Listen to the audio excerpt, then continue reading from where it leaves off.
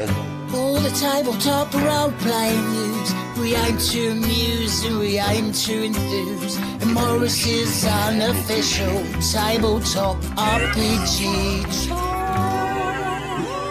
doggy.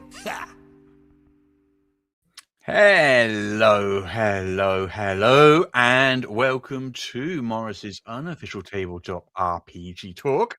I am Russ, aka Morrus, or Morrus, aka Russ. And with me this week is that who you are? Huh. How about that? With us this week is me, PJ Coffey from the Southampton Guild Roleplayers, also from Homebrew and Hacking TTRPG Design. And just to remind people, I do not work for Ian World, I don't work for Ian Publishing. I do occasional bit of freelancing, but that's not the same thing.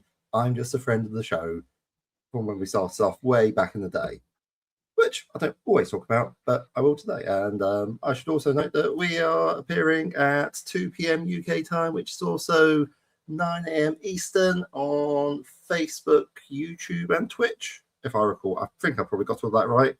I mention this because we inevitably forget as we get into the bit where I make an introduction for our third, but not final, well, actually, no, probably final co-host, unless we evolve another one. Exciting. But certainly our most exciting one, who has decided to reveal her true form as an intersectional feminist, ready to take down the nature of patriarchy and kyriarchy together and overthrow capitalism, which, considering she does work in a job for a company, is possibly a concern that may get her ding on the next performance review. I just don't know. But I do know it's absolutely fabulous to see her, and I'm loving her. It's the one. It's the only. It's me, Jessica from EM Publishing. And yes, hello, I'm back. I missed last week, which I'm very upset about because we were talking about Baldur's Gate. Well, I say we, you. We're talking about Baldur's Gate a lot. So unfortunately, I missed that. But I'm sure everyone... After that 45-minute introduction from Peter, I'm afraid we're out of time. So see you all next week. Yeah, and that was a long introduction from PJ as well. But suffice to say, if you're listening, my hair is pink, is the summary on that. I mean... I decided to stop dyeing it and go back to my natural color for a while. So yeah, I mean, like when Jess says her hair is pink, I fear that listeners maybe think, oh, like some sort of Barbie pink. No, this is like a glowing metallic purple. It's like a highlighter pen. Oh, basically, if you've ever seen anime, so not Russ, obviously, then you'll know that the main character, Jess's main character hair now. I am the main character of this podcast, even though it is called Morrus's Unofficial. For those people who you are certainly sat in the position for the main character. So she carefully positions herself in the prime position. I don't do it. It's automatically done. And you can edit the settings. I'll do it now. Hang on, here we go. What was I going to say? So those people who are shocked by Jess's hair, how would you like to see Jess when she didn't have bright pink hair? Because we have a blast from the past to share. Oh. 2 years ago, we did our annual live event at UK Games Expo. Mm-hmm. We did the podcast. And if you recall, the Return of the Ripper was launched live. The Kickstarter was launched live on air. That podcast, we lost that show. We didn't manage to record that show through technical issues. However, one member of the audience was recording on their phone a video only of about 35 seconds, just a bit where that Kickstarter was launched. But we thought it would be fun just to share that little 35-second video, just so you can see us 2 years ago at UK Games Expo as Return of the Ripper, which was by Michael Davies, was launched on our show live. So Jess, could you roll the reel? I'm ready, and then on 0 we launch. Like 10, 9, 8, 7, 6, 5, 4, 3, 2, 1. It is now live, and flyers are on your sheet, so you can check that out there. Is it funded yet? Is it funded? Yeah. Are we there yet? Okay, it is on. Yeah. Congratulations. Congratulations. Everyone should be getting their notifications now. Well, is it 30 days? Is it? So it's until the end of... There we go. There we go. That was us 2 years ago. Holy shit, I lost a lot of weight. Yeah, anyway, maybe not. Yeah, I thought it was pretty cool. That's the only video of us live that exists, to my knowledge. Well, that has been shared with us. And that's the only lasting recording of the live stream of 2024. So yeah, there we go, shared with you. Well, in fairness, that is because UK Games Expo did try to kill my laptop, which, for listeners, has for the past 5 years been I've been recording on, and has never had a problem before or since, except when I plugged it into their shonky equipment. So, yeah, sorry, UK Games Expo, you got shonky equipment. What are you going to do?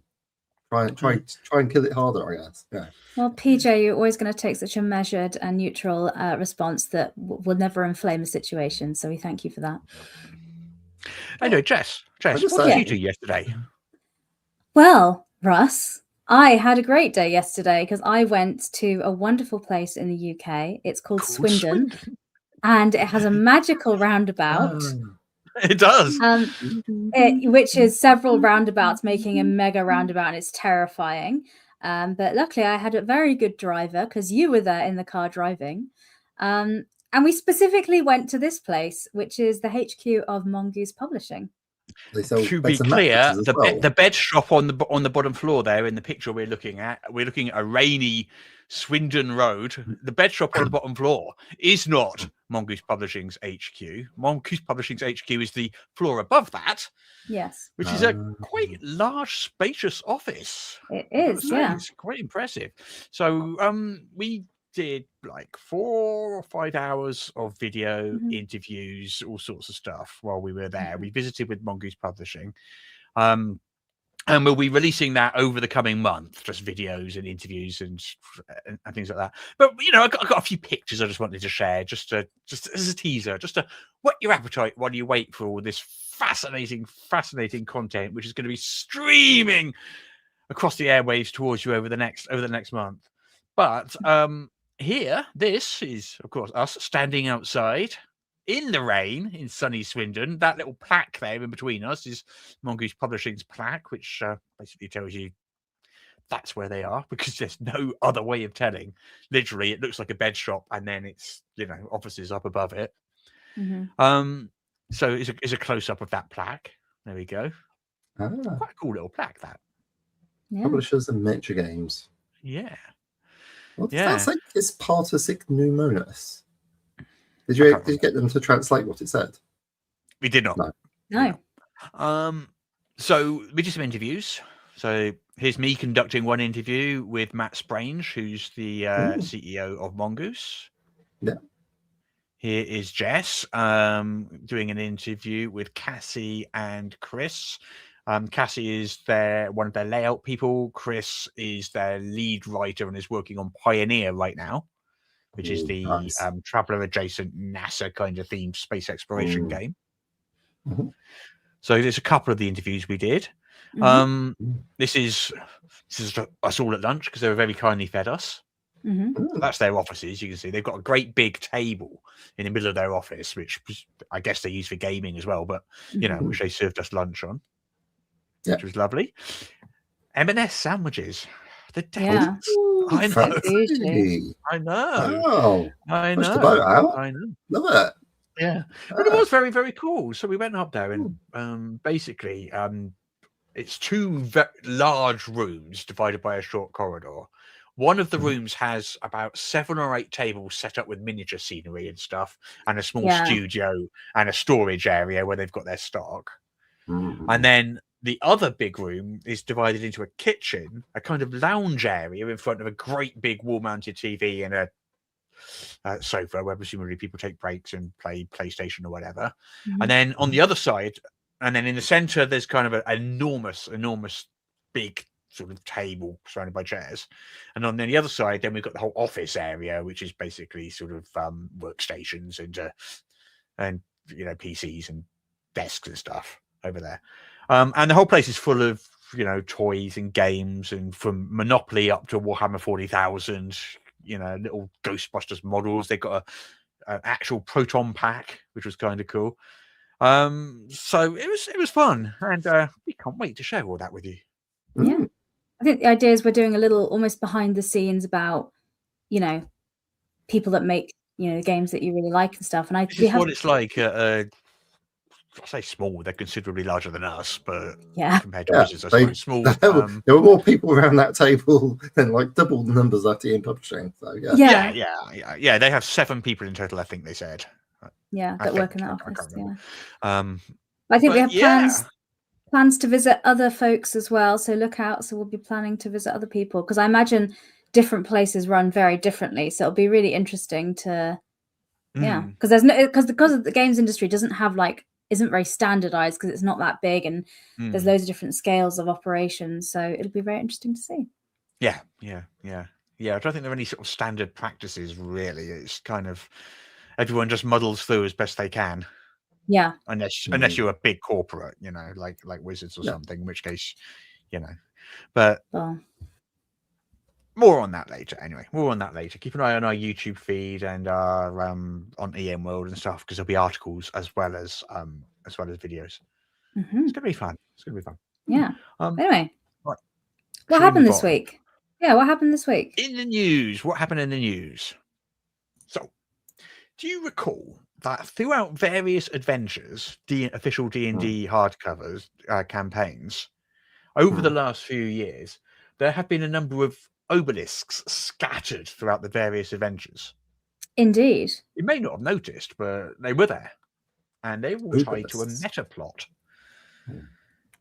So in each of these adventures, there would be an obelisk. And these were all originally supposed to tie in through the meta plot to a kind of a central role in Vecna, Eve of Ruin. That was the original plan. That didn't happen. So Vecna, Eve of Ruin was supposed to cap off 5th edition, to 2014 5th edition. And these big black obelisks were supposed to be capable of time travel. And they were tied to a group called the Weavers, as well as the Netherese Empire. And in Rime of the Frost Maiden, we found that Vecna had gotten hold of one of these obelisks. And it was kind of hinted that Vecna was going to be using these obelisks as part of his big plot in Vecna, Eve of Ruin. So that's where it was all supposed to be headed to. Right. So... yeah. But it that never doesn't sound like... Yeah, I was going to say, it doesn't sound like the game I've heard about. It never happened. It never happened. Yeah. So this was all kind of Chris Perkins kind of meta plot. Okay. And he did this big interview with Polygon where he talked about his vision for Vecna, Eve of Ruin. And the original plan in his mind, he says, that they would culminate in the story with the party going back in time to fight the Netherese Empire. Cool. Because they'd always wanted to bring Netheril back in some way. Yeah. And the only way you could really fight Netheril again is to travel back in time. Yeah. Right. So, you know, he was all excited about the idea of a time travel adventure. And they were kind of like wanted to explore some of the vibes of Expedition to the Barrier Peaks, which is a kind of style of magic which is slightly different to contemporary magic, that the magic feels technological almost, that sort of thing. Weird fiction adjacent. Yeah. But Chris Perkins' role at Wizards changed in later years, and he basically moved pretty much into management and away from adventure design. And those plot threads just got kind of lost. And never happened. Yeah, which is a bit sad. I'd have liked to see that, I think. He obviously no longer works at Wizards, which is why he's able to do all these interviews with Polygon and places and talk about, you know, what actually went on behind the scenes, which obviously he couldn't have done while he was working there. But he now works along with Jeremy Crawford for Darrington Press, Critical Role spin-off, which produces words are not coming to me today. Daggerheart and Candor Obscura. Yes, Daggerheart. Yeah, correct. Yeah, I got it. As a team, we'll get through this. Don't worry. I'm basically suffering from the plague. People won't realize this. I'm suffering from the plague. I on the way home from Mongoose from Swindon yesterday, I just said to Jess, "Oh God, I feel awful," and like a headache had come on, and my head was all foggy, and my nose was all blocked up, and I'm now suffering from the plague, and I can't think straight, and words are not coming to me. So please forgive me today. I'm Perfect. just going to stop halfway through sentences and go, It's what's the word I'm perfect looking for? storm to record a podcast in. If you can't speak well and you're not feeling Correct, great, yeah. it's ideal. It's ideal. Yeah, that's what I thought. Yeah, but anyway, that is a shame that it didn't become this big thing, because I know a lot of homebrew campaigns we've had a little plot threads that have built into a bigger thing. One of the GMs I have likes having their world, and they play lots of different games with different people, and they bring it all together a la, MCU style things. And it's always fun to be part of something like that, because then you've got the callbacks and you can, fun. That's a shame. I don't have a very deep analysis on that, but that's my only thoughts on it. Yeah, I mean, I never actually played Vecna Eve of Ruin myself, so I don't know whether did you play it, Peter? No. Heard bits about so it. I don't know. Yeah, so I don't know whether it would have been better or worse had they done that. I couldn't tell you. But I think I'd have liked to have seen a time travel pseudo technological adventure. I think I'd have enjoyed that, just as a change from the norm. I'm interested in Netherese magic and things like that. I don't know much about it. I'd love to explore it as a player in a game, because all I know about it is from Baldur's Gate 3. Take a drink. That's my only knowledge of it. But every time you touch a little piece of it, it's like, oh, that's super interesting. I wonder what's going on there. And I think as a player being a character in a game, exploring it at the same time would be really fun. Yeah. Well, we're going to stick with Wizards and D&D for now, for the moment. They did more things this week. In fact, we're going to go a bit Hasbro-y. Well, two things kind of came out over this week. And these came from Hasbro's quarterly earnings call. And the CEO of Hasbro, who used to be president of Wizards of the Coast, is a man called Chris Cox. And he was talking to shareholders and so forth in the quarterly earnings call. And these things, the transcripts of these things are always made public because it's a publicly traded company, so they legally have to make these public. So we all get to read through the transcripts and find out what Chris Cox was saying to their shareholders. And he talked about two things. He talked about AI. You'll be delighted to hear. You won't be delighted, I assure you. Really? Well, that's unlike me. Well, who knows? You may have had a sudden about turn, and your position on AI may have changed since I last spoke to you. Seems unlikely, but who knows? Who knows? That'll be a plot twist. The Northern Star. PJ came out as like a major AI advocate and be like, my next book's going to feature all AI art, everything. Yeah. That'd be ready in about 5 minutes. But yeah. And he also talked about D&D moving towards a digital-first brand.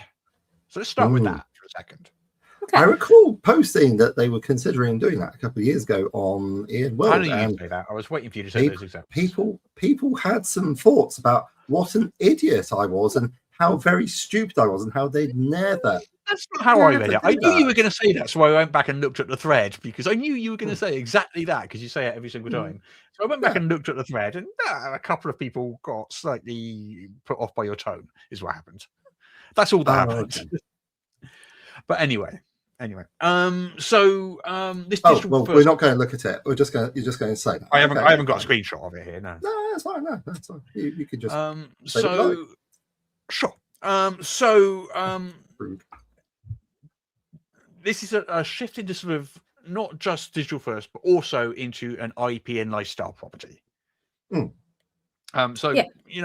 There've been toys and cartoons and films and video games and plushies and lunchboxes for decades. That's always been around. That's not new. Tons and tons of dice, t-shirts, etc. Baseball caps. Like, it's not a small amount of stuff that they've had on offer. Press-on nails. Press-on nails. Thank you, Jess. Missing the press-on nails. I think it's fair to say there's more of it now. There does seem to be a lot more of that stuff now. At least it seems, anecdotally, it seems to me that there's an awful lot more of that stuff. It was always around, but it wasn't quite as ever present as it is now. Ubiquitous. And we're even going to be talking about some a bit later in the show about some licensed toys and stuff. But it's just there's. I think we're probably some of the people who can really comment on how ubiquitous, how ever present, as you said, like omnipresent that this stuff is, because we've been reporting on it. Like, I mean, do you want to stick a dragon head on your wall like it was some sort of awful deer trophy, then Yes, yeah, we got you covered. Yeah. So talking about Chris Cox, so in the latest earnings call, he says that the Hasbro Wizards and their digital studio teams have delighted more than 1 billion kids, families, and fans. Sounds like a lot, but okay.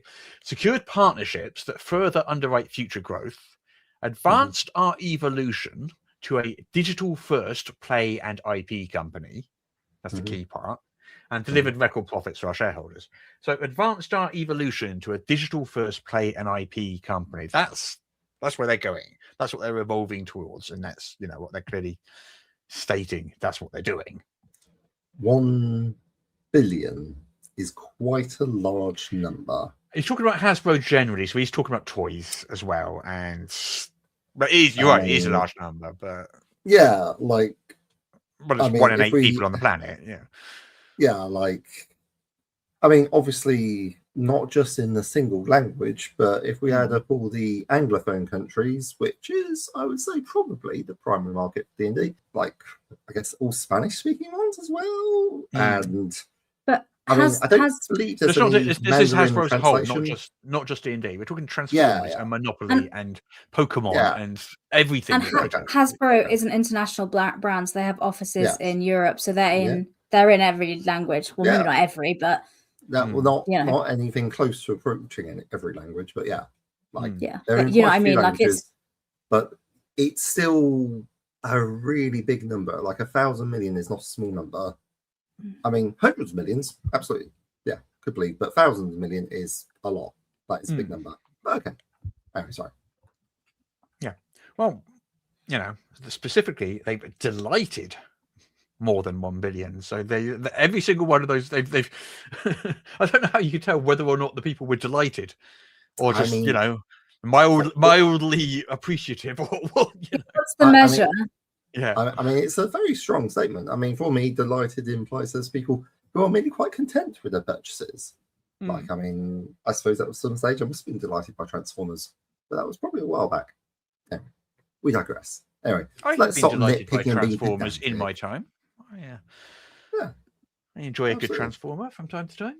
I would say not a Michael Bay Transformer. I hasten to add a proper Transformer.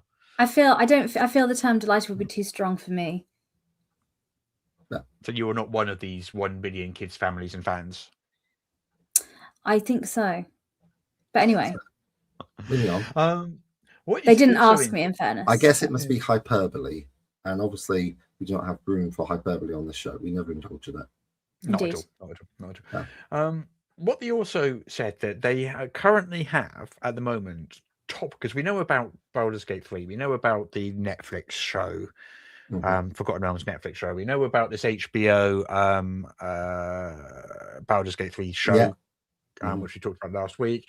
We know about Honor Amongst Thieves. We know about a few kind of entertainment projects. Yes. Apparently, they have more than 60 in active development at the moment. More than 60 active entertainment projects. I've got no idea what those are. I just managed to name 3, but I'm kind of running out at that point. But more than 60. I guess that would include computer games. So we've got probably another 5 to 10 for PC that are in the way. And I imagine that probably also includes things like the stage shows, like at, say, Universal Pictures. Yes, I would think. Yep.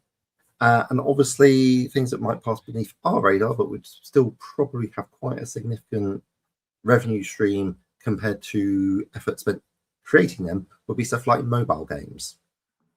An overlooked part of the market, but pretty important, really. I mean, entertainment project, I suppose, is a broad tent, isn't it? There's a lot of things that could be books included in that. Board games. Books. Like easy stuff to get out. Is this still including the Joe? Well, the Joe Ride versus the World says in the chat. Is this still including the Joe Manganiello Dragonlance project? To the best of my knowledge, that is not under development at present. Yeah, but something might be going on behind the scenes, but it kind of fizzled out, that one, as far as I can tell. But hey, who knows? We'll update you as soon as we get a press release with more information. Yeah, as soon as Joe Manganiello calls us up and gives us the latest scoop, we'll let you know. I'd settle for a text or an email as well. Yeah, sure. Yeah. Like, he's a busy guy. Yeah, that's fine. We Yeah. respect his time. So that was the bit about IP, moving towards an IP company, but also there's the digital first aspect as well. So I don't know if you recall that we've reported in the past that D&D digital sales currently make up 60% of D&D's revenue. It's a lot. That's and we've all reported recently on digital exclusive releases, haven't we, as well? So there's been expansions sold on D&D Beyond, which you can only get there. You can't get them in hard copy format. You can't get them anywhere else. So, I mean, you can get digital dice skins, so that's always exciting. Yeah. Like just so much stuff. It's got a lot of potential. Big place for lots of people to join in. And I think that's not too surprising. Well, I think certainly for three of us people that listen to this, because it was many years ago when they were hiring people that used to work at Xbox and things like that. So I think that's very much been the intention for a number of years. So yeah. I mean, they did complain that they were under-monetized as a brand. So yeah, yes. So they're fixing that. That caused no controversy whatsoever. People were very happy about hearing that. Yeah. Not at all. But yeah, so that's two of the things that Chris Cox mentioned. So moving towards an IP company and a digital first play company, and these are things that they are actively doing. So I don't think the books are going away. I don't think certainly in the next 10-20 years we're going to see a time when they're not producing books. But what will happen is the books will slowly become not the primary thing. They'll be the collector's thing, the thing for the real aficionados. Whereas the average person will probably be buying their stuff via a subscription to D&D Beyond or something. Yeah, I mean, the idea would be you get people in through the digital portal, which means you don't have to know how to play. You just click buttons on the screen, which is a nice, user-friendly graphic interface. I mean, a much better user experience for certainly when they're people integrating their maps and VTTs and things like that as well. So they've got all a one-stop shop, and also they're creating a marketplace and bringing in selected third-party creators into it. So they're creating a one-stop walled garden shop. I'm trying to become the Apple of the role-playing world. Exactly. Yeah. I'm such a grumpy old person about this because I run a D&D campaign for my 70-year-old father and my nephew and niece who are a lot younger, and they were building characters. They said, "Oh, we'll just use D&D Beyond because that's easy." And I was like, "No, we're doing pen and paper. You need to learn." So I sat and forced my nephew and niece to do pen and paper character creation. And I was like, "Oh, I can tell I'm this grumpy old person." But I was trying to explain to them why it's important that they do that, because then I let them do custom things. And I was like, "So if we were using D&D Beyond, you wouldn't have that option. But I'm going to let you have this cool toy, a custom toy just for you." I mean, in fairness to D&D Beyond, if you're prepared to do the data entry on a consistent basis, you can homebrew your own stuff, I hear. Yes. Unless you want a homebrew class or something, I don't know. Or a third-party class that's outside of the approval garden. Then, But in order to do that, you need to know how it works on the back end to do that. Not just digitally, but also how the game works in order to create your homebrew things. Because if you're going to homebrew something, you need to know how the mechanics work. But anyway, that's my old person soapbox fun. I don't disagree. I'm a big believer in empowering players, and the best way I can think to help empower people is to educate them. Yeah. Old-fashioned, I know. Anyway, moving on. But anyway, Russ, as you were saying. Yeah. So the other thing, pardon me, the other thing that he talked about was AI. Of course, because these two topics go hand in hand. Oh, absolutely. So it was very interesting. I'll let Russ come back and talk a little bit about what was said about AI here, but I'm going to bring up something that was on my mind that Matt at Mongoose said yesterday in an interview, and obviously we'll publish the whole thing later, but there's a point there that lingers that I'll bring in perhaps when we've talked about it a bit more. But Russ, what did Hasbro say about AI? Foreshadowing. Teaser. It's called a teaser. Thank you. So Chris Cox, we know, is an avid AI supporter and enthusiast. In fact, he describes himself as an AI bull, his own words. Very enthusiastic about it. We've touched on this before, but I remember when we talked about, he said that of the 30 to 40 people that he games with in person, he says he doesn't know a single one of them that does not use AI for either campaign development or character development or story ideas. So he's very, very pro AI. That's a lot of people as well. 30, 40 to 40 people to game with regularly. That's a lot of games in a week. Assuming 5 people per game on average, he's playing like 6 to 8 games a week. Well, I mean, we're assuming that. I mean, nowadays a regular D&D game has 9 or so players. God. It could. Yeah. I mean, I find 5 or 6 players is about the limit to what I can offer. Once you've got 9 players, just one round of combat's going to take you 45 minutes. Well, in fairness, I was in a campaign that had we had 8 players, but because life lived, it was very rare we had all 8 people at the table at the same time. But they were in the cast. But for the weekly game, maybe like 5 people would actually turn up. Maybe he's just running a really big West Marches game, as created by Language. Exactly, which I'm behind on that anyway. Or maybe by regularly. He's not necessarily saying weekly, is he?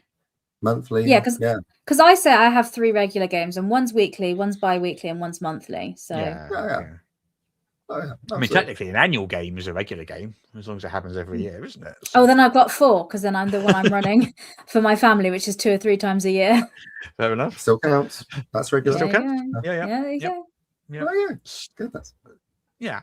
So he talked a little bit about AI in the earnings call. Now, he didn't name check D&D in this section specifically. No. He talked about Hasbro. He did talk about Wizards of the Coast, and he talked about the digital studio teams. So, we know that Wizards also does Magic the Gathering as well. And so he hasn't specifically name checked D&D here. But he does tout Hasbro's AI integration as a clear success. Okay. Yeah. So he does refer primarily what the measure. He does I mean, there's a lot of questions here. I'm trying to answer it. He does refer primarily. Sorry, we're frothing. He does refer primarily to the non-creative operations. So he's talking about finances, supply chains, productivity enhancements, and things like that. And he did go out of his way to say that people make the decisions and people own the creative outcomes. And he also said that individual teams choose whether or not to use AI. So it's not a mandate from the top. Like individual teams, like the Wizards development team, for example, might choose whether or not to use AI on their own recognizements. Recognizements? What's the word I'm looking for? Recognizance. That's the word. Yeah, I know. I don't know what that word means. So their own desire. They get to choose. Basically, they get the agency to make the choice. Is that? Yeah. So I think it's pretty clear AI is quite well developed, embedded into like Hasbro's workflows, especially on the admin side. I think that's clear from what he's saying. It's not clear to what extent that applies to the creative side and specifically D&D, because we do know that Wizards has noted multiple times and made statements saying that they will not use AI artwork, and when some AI artwork does get through, they pull it. Remember Big Beast Presents Glory of the Giants? There was some AI artwork in that, and they pulled that as soon as they realized that's what that was. Well, yes, that's because many of the artists who have an online presence find it absolutely repellent and dislike being ripped off, and it is very hard because so much of the intellectual property of Hasbro, Wizards of the Coast, has been stolen to train these AI models. So it is an issue. Also, you're getting artists in this case with the Big Beast Presents situation. It was artists that submitted artwork that was AI generated, which they claimed that they'd done themselves. So It's you know, like, you have to watch out for that as well, which is hard to do. It's hard, horrible as a publisher to be in a place to do that, because it'll get to a know. level where a lot of it has to be done on trust and the relationships you have with that existing artist. Because it's going to be very hard to hire a new artist because you just won't know. It's hard now to tell. There's no reliable way to tell, really. I mean, all the AI detection tools out there, they're rubbish. You know, anyone who just runs a piece of artwork through an AI detection tool and then proclaims that it's AI is just talking nonsense. Yeah, because it's AI powering the quote AI detection tool unquote. So it's there's no point. I've tried a couple of them with pieces of art that were from sort of like the 1980s, which definitely 100%, because of the way time works and the fact that we don't, to my knowledge, have time travel, cannot possibly be AI. And it's come back and said 100% AI or 99% because AI. You know, these have been used as training data. I mean, they're probably quite famous ones. They've been used as training data, so it's like Earth. So I mean, but then I've also put in artwork that I knew was AI, and it came back and said it wasn't. To pick it up. So, so those tools are just pointless. I mean, I love the assault on the consensus about what constitutes reality. Super helpful. Anyway. Yeah. So he didn't talk much about it. But Chris Cox is a big fan of that. Okay, cool. Yeah, I mean, he says our portfolio of IP and the creators and talent behind it are the foundations of this strategy. Great IP plus great storytelling is durable as technology evolves, and it positions us to benefit from disruption rather than being displaced by it. So, and I think it's interesting that Hasbro is very pro AI, and also Hasbro owns a lot of IP, because it was something that Matt from Mongoose was saying yesterday, because Russ was doing a big interview. It's super interesting, by the way, when that comes out. I think everyone listening here will really enjoy that. Yeah, it was like 40 minutes, wasn't it? It was a long It is like 40 minutes, so it needs to be edited and cut up. But there was a section on AI, and he had commented that he thinks in the future the way you're going to make money is by owning the IP, because that's people can't make AI stuff on that. If you own the IP, that's your kind of protection on that. So of course Hasbro, that has all these IPs, isn't as worried about AI and what that'll do to them, because they can turn around. People making stuff at home, though. It doesn't stop someone going, make me a D&D adventure centered around Strahd. Invading Dragonlance, and then it will make one, you know. I mean, that doesn't stop that. People could already do that. People could already go on the internet and steal lots of artwork to use in their home games. And I'll be honest, right? I don't actually really mind that if people are using artwork in their home games. It's okay, you know? Like, if you're using it in a stream, you're selling it. Selling it is just wildly big no, that's not okay. But like, and I think it'd be good if you do use it in your home games, if you could actually make a note of the artist and tell people if they're interested, oh, that's really good art. It's something that I used to do, and I've become a lot more aware of. It's like, you know, if we lived in an ideal world, we'd be able to pay the artists each and every time, but we don't. It's like sometimes you need stuff. But for books, for the publishing industry side, it's like a different story. Like, what people do at home, I don't feel is relevant to this discussion. But anyway. Yeah, correct. Because I mean, you could just as easily as go on and Google a screenshot from a movie or a film and say, my character looks like this. And I've definitely done that, because I've been like, my character's got a vibe of this character from this TV show. Yeah, exactly. But anyway, we digress. I mean, I think he specifically says that AI assisted design is being used in toys, specifically paired with 3D printing, and that's reduced development time by 80% from concept to physical prototype. This is just a classic Bottom Bailey argument, where someone advances where they look, because nobody cares that much, right, about the general usage of AI, right? Like, if you've got something that helps you pick up skin cancer, that is technically artificial intelligence. And sure, useful, but that's not what we're talking about. We're talking about generative AI. AI in the creative process, and it's like, is it using how are you using generative AI? yeah, whatever. Maybe they're using it for like concept art or something, and ignoring the fact that I don't know, things need to have angles that make sense. Maybe they just got into contact with Yog Sothoth and said, "Hey, like, we need some of this really good art." Anyway, sorry. Nonsensical statements. Whatever. Let's move on to stuff that's slightly less controversial, shall we? Yeah. Okay. That makes a little sense. Would be great. Yeah. Let's move on to some D&D toys. So, Okay. Questers, Dungeons and Dragons Questers are collectible toys geared towards kids. It's a toy line due out for release in July 2026. They'll come in mystery bags, and they'll feature creatures, adventurers, and monsters, and they're kind of buildable with interchangeable parts, so you can customize them and swap things about. So we've got things like a mimic, a red dragon, and a dragonborn adventurer, which I'm about to show you. There's a couple of examples. So there's the red dragon. Yeah. So as you see, it's just like a plastic red dragon, and all the toy, bits of it pull off and stuff. Yeah, and you get this distributed across several bags, which you have to do a sort of a lucky dip to get. Is that right? Yeah, it seems so. Yeah. So you just keep buying bags until you gamble successfully and get it. Yeah. No, there's your little dragonborn adventurer there.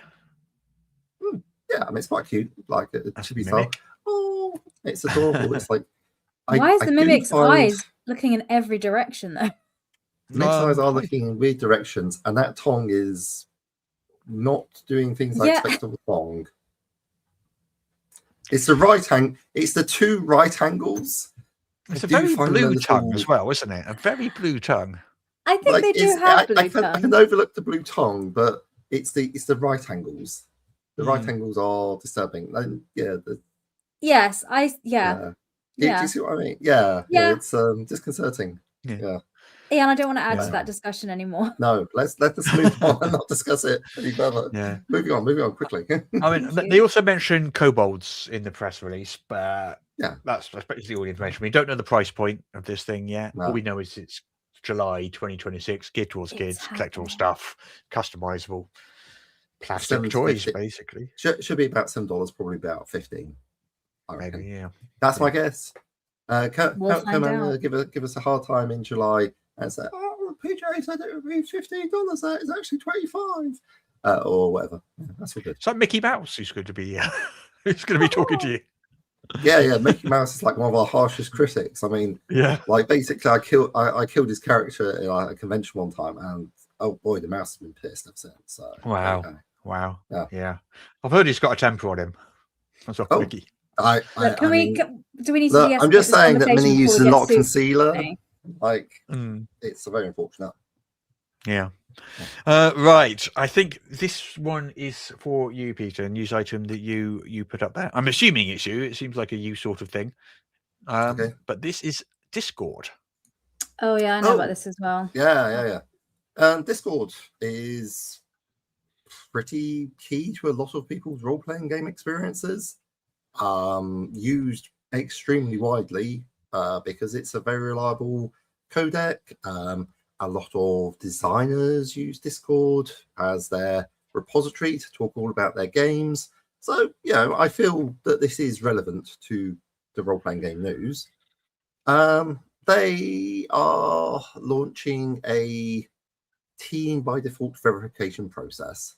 So, for many users at this time, including potentially like my own Discord, which I run the Southampton Guild of Role Players off of, there shouldn't be a change, because there's no quote adult unquote material associated with it.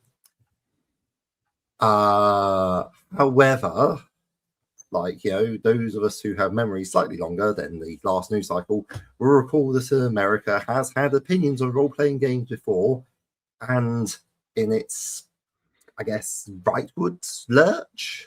I don't know if that's a fair way to describe it. I don't know. You got people kidnapping people off the streets in Minnesota and whatnot. But whatever. Like there has a history of, say, what we might call the satanic panic, and there is also the pornification, for lack of a better word, of LGBTQ identities and also neurodivergent identities as well, like, you know, autism, ADHD, not currently regarded as, quote, adult, unquote, but these things have been in the past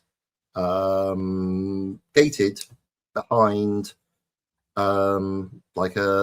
if you recall in the early days of the internet, it was like very hard to find anything about gay identity because it was all regarded as sexual.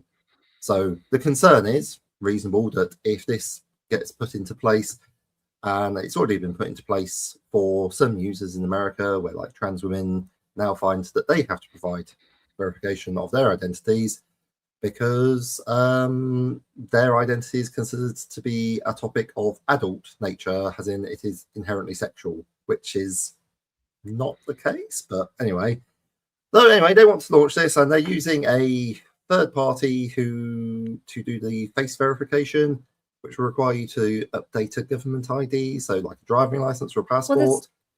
And then they don't have a very good track record of keeping your data safe. Yes. To clarify some of the things on that, so there's a few options that they had. So I think the intent behind it, obviously everything, potential issues PJ said, so the intent behind it is if you are between the ages of 13 and 18 using Discord, which you're allowed to do, there's some content they don't want you to have access to, and in order to do that you need to be confirmed, just like the screenshot the Russ is putting there. So in order to access X content, it's age restricted.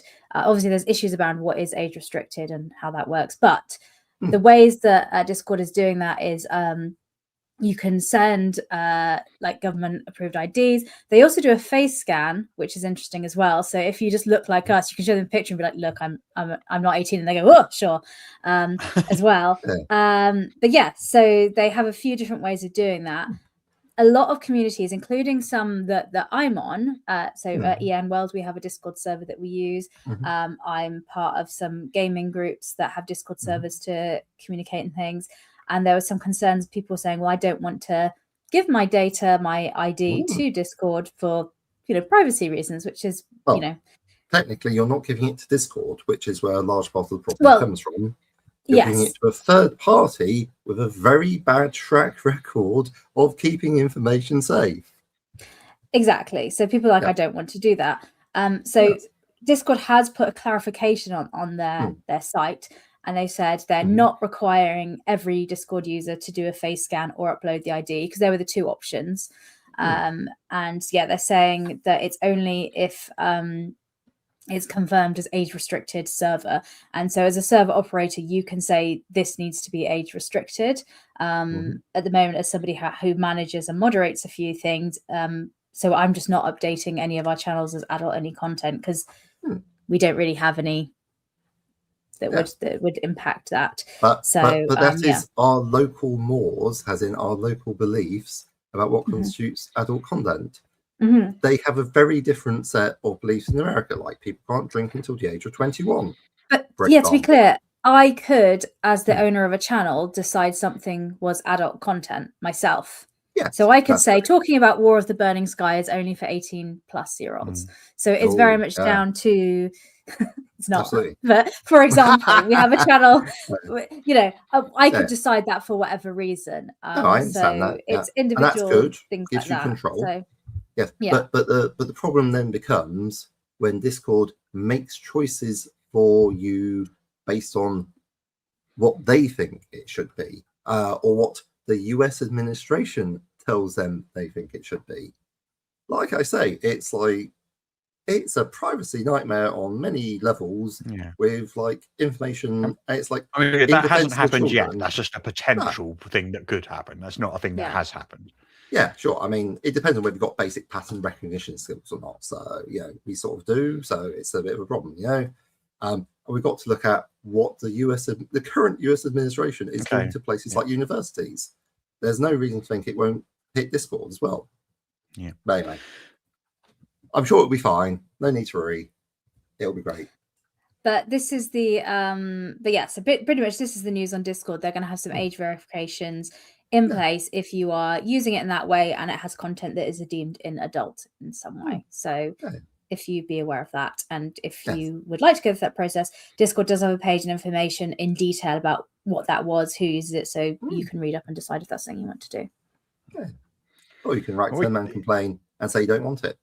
You do have to sign up for a separate account to register with their support network, but I would heartily recommend, if you do have concerns about your privacy on the internet, might be worthwhile getting ahead of the curve before a surprise that could not have been predicted by anyone does occur. And you know, like we currently have on this show a good record of predicting stuff, like Hasbro going digital only. Right, next.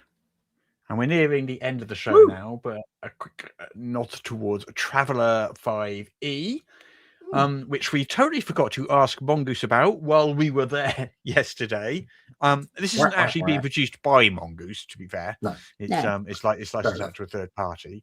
But this is Traveller, which is going to be coming to the 5th edition, D&D 5th edition rule set, basically, 5e rule set. On backer kit, I believe. Yes, backer kit, and that's launching soon. So there's no date yet when it's exactly got launched. The countdown on backer kit said like 33 days or something. So it has. Wow. So let me just check. Yeah, 31 days and 23 hours at the time of this podcast recording. Whether that gets changed, because sometimes, but yeah, we change ours sometimes, don't we? Yeah, but we're looking at mid-March. Mid-March 2026 for the launch on backer kit. Yeah. So this is going to be Traveller powered by the 5th edition rule set. And can I say, like, just from this graphic, it looks like a lot of books. Like it is chunky hardbacks in a slipcase, like which I presume is going to be the highest level pledge. But that looks like people are going to they're planning on producing a lot of material. Yeah, it looks like it. I don't quite know how the 5e rule set is going to work with Traveller's career-based character creation system. So I'm intrigued by that, where they're going with that. That's going to be interesting. Yeah. I mean, that's one of the things that does stand out about Traveller. Very light system, life path character creation, a lot of focus on trading, a lot of focus on dealing with situations as you find them, rather than a sort of combat has sport style balance. Yeah. So interesting about the character creation. What they were saying about the 5e one is that they've taken the backgrounds and warped them into Traveller's careers. So Traveller careers are now backgrounds in the 5e rule set. They've kept the skills as a proficiency or feature. So the skills you see in Traveller in there. But they have said, interestingly, your character can still die during character creation. They've kept that. Which you can't actually do in the current iteration of actual Traveller. Correct. Right. They got rid of that. Years ago. Because it wasn't actually fun. But Well, but they decided to keep that in the 5e version. It occurs to me, if you took 5e and you made a sort of 5th or 7th level character, and you leaned really heavily into multi-classing, so you were only taking like 1 or 2 levels per class. That's almost a life path system. You'd have to start at like 5th or 7th level for that to work, and just take 1 or 2 levels per class. But that's kind of ish a life path system, I guess. I mean, I don't mean to judge a book by its cover, and certainly we've not seen any of the information. But speaking as someone who is like relatively fond of using the 5e system, these do not sound like good design decisions. But perhaps I'd have to see getting something very right. I'd have to see more, but back careers, I don't have a lot of experience with Traveller. Well, that suggests to me that they're getting rid of the classes then. Or do you still have a class? I don't understand how that would work. I guess if you go, okay. So what you could do, I guess, is you have to backgrounds are pretty pointless in the game, except in 2024 they now have a feat attached.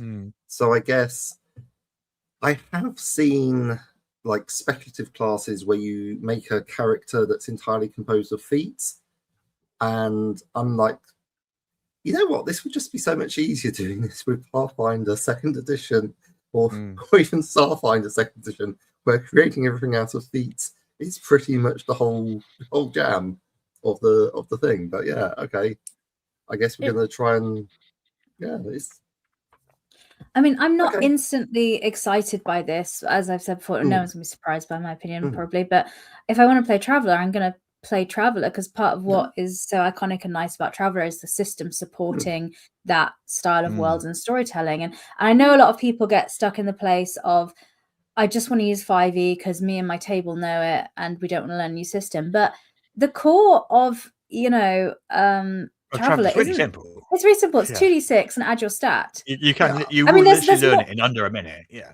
There's more to it generally, but the general rule that is it. Yeah, like that's the core mechanic. It's a decent core mechanic.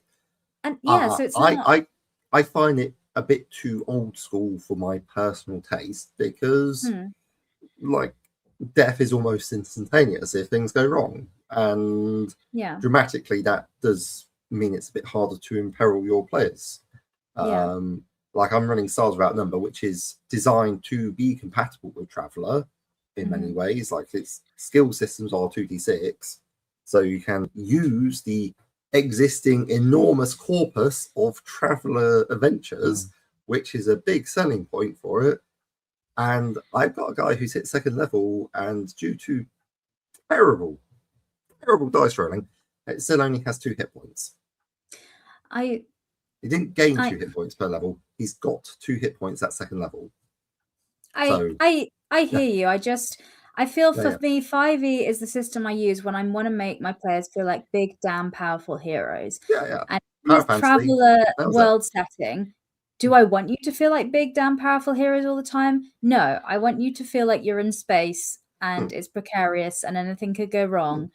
But anyway, and those it's not as bad as say Call of Cthulhu.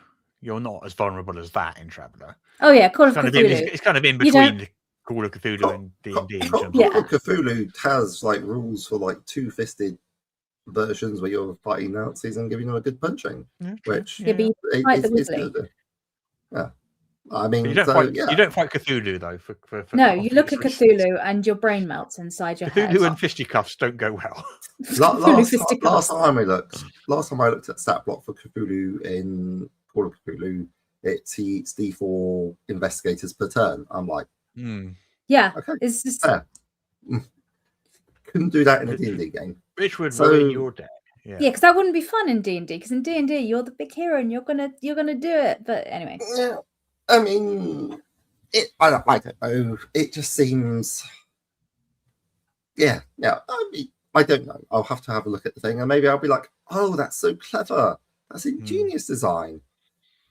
I haven't heard anything that makes me feel that way at the moment. Well, you'll know in a month, basically. You find out in a month because that's when it launches. So we'll have a look at it again in a month, and we'll then. Well, I assume they'll give us some kind of preview or something. I mean, fingers crossed. There's I'd like to see it. We've seen a lot over the past couple of years of 5e and space, like Esper Genesis, Void Runner's Codex. Very recent, very new. There was like a Mass Effect style one that we spoke to the creator. I forget the details, but that was pretty cool as well. Yeah, there's a lot of stuff out there. So I guess there are adventures out there that you can use that would be compatible with 5e. So sure. I mean, if this is what you need to break out of, like your get yourself a change, stop recreating Lord of the Rings, do a bit of sci-fi. Yeah, sure, why not? Yeah. I mean, talking of sci-fi 5e stuff, well, not so much necessarily 5e, but what was it called? There was a Kickstarter that I backed probably 2 or 3 years ago. Dark Matter, that's what it was. Dark Matter. Yes, that's the one I was. That's the Mass Effect one. Yeah. Which I hadn't received. Oh. My fault. I hadn't filled up the survey. You're that person that Jess is always complaining about. Like, I'd love to send you your box set. Just tell us where you are. And we'll send it. I don't complain about people not completing things on time, that's fine. It's when people say, No. "Well, you haven't sent me this," and are angry, and I'm like, "But you didn't tell me where you lived." It's the anger that gets me. Did you send an angry complaint, Russ? I did not. Okay, that's good. That's good. But they are now sending it out to me, which is it's a box set. But they've got a new one. The reason I remembered it was because they've got a new one out, a Dark Matter mega box sci-fi set out, and I went, hang on a second, didn't I like back a box set for that like 2-3 years ago? Oh, dear me. Yeah. And then I looked and I thought, oh, so I Yeah. did, and they said, oh, you haven't given us your address. And I went, oh well. Sorry, Silly here it me. is. Yeah. And to be clear, I think I can't speak for any other publisher, but for myself, I genuinely do not mind if you forgot to give me your address, because we all, especially if you're backing a lot of crowdfunders, emails get through. It's not a problem. Just don't yell at me. Is all I'm asking. Just say, oh, sorry, I didn't fill out my survey. I've done it now. Can I have it? And I'll say yes. Yeah. Like we want good to give you sir stuff. or madam or person. Here is, I'll send that to you. Just don't. Like, just I don't mean, mean look, to me. like if you give us money, we don't care if you're a dog. Like, dogs can play role-playing games too. Maybe, I don't know. Citation needed. But sure. However, I mean, they can certainly be present while role-playing games are taking place, and they can involve themselves in the activities. Your dog has a class in rogue, so Does eating a dice count as playing D&D? Yes. You just made yourself a very. Okay. You just made yourself a very slow dice tower by doing that. Is what happened there. I say, well played.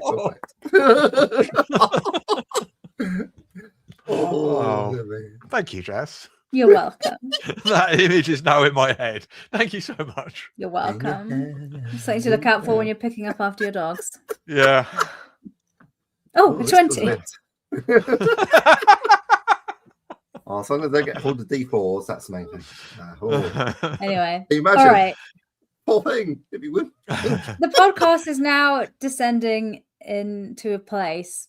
Yes. What else do we have to talk about before we leave? We're pretty much done on the news. We've just got one last thing to mention, which is, of course, our own backer kit, which is going on at present. I think there's about 2 weeks left on it, I think. Yes. The Gazette Gazette Annual 2025. Nice. And I love the cover art for this one. Yeah, 250 pages of content for your level up A5E games. Lots of heritages and lots of archetypes, lots of feats and spells and monsters and all sorts of stuff. Loads and loads of it. And we've got some really nice bundles. If you're new to Level Up, there's some really nice digital bundles that are like 25% off what you'd normally get them for. We're actually selling out of some stuff, aren't we? Which is quite exciting. We have artistic-coded scholastic bears in there as well. So yeah, that's pretty fun. Wonderful. We love that. We have sold out of the books of like Dungeon Delver's Guide, Adventures in Zeitgeist. There's a few of those. So that's why we haven't got the full physical bundle if you're used to seeing them. We have some physical bundles, but we've sold out of some things. So we're thinking about whether when and where we print buy our books, and now we haven't got any left. Yes. Because we gave them to people in exchange for money. Yes, but we're just holding off business works, apparently. We're holding off reprinting right now because of political and logistical reasons around printing and things like that. So we're just keeping an eye on the situation to decide if, when, and how, and where a new print run for some items is coming. But for now, there is some pivoting to digital. I see. Just pivoting Hasbro. Digital. Well, but you can still get the PDFs, of course, from us. But we're just deciding how, when, and where that happens. But they're still available in retail now, especially in the US. So if you go to your friendly local gaming store, they can get copies. Yeah. Right. I think we're done for the week. I think that's it. Yes. That is us finished for yet another week. Wonderful. We'll be back next time, same place, which is, in case you've forgotten from the beginning of the show, Fridays, 2 p.m. UK time, 9 a.m. Eastern on YouTube, Twitch, and Facebook. Or, of course, you can watch a video on YouTube after the event or listen to the podcast, which is what most people do, to be fair. But lots of different ways to consume this content, whichever one suits you. Yeah. So, until next week, have a great weekend. Hopefully, it will stop raining at some point. Yeah, it's rained every day. Every day this year so far. 42 days now, I think, in a row. Every day. Wow. My back garden. You know my back garden? Well, you do know my... Yeah. So, you know the two lawns? Your mud puddle. Yeah. Yes, they're basically mud puddles right now, and the Wonderful. pond is literally up to the brim. Wow. The fish are going to break free of their prison and be able to go into the take over whole the entire garden. garden. Yeah, The fish will be coming in through the dog flap, stealing the dog's food. This is now our water You call it a world. dog flap. It's actually a cat flap. Neither of the dogs can fit through it, but one of them definitely tries every single day.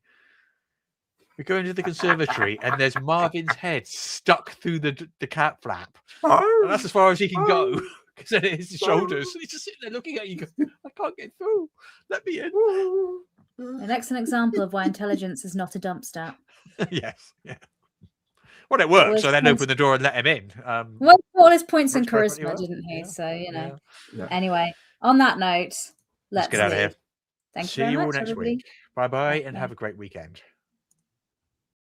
All the tabletop role-playing news. We aim to amuse and we aim to enthuse. And Morrus is unofficial tabletop RPG.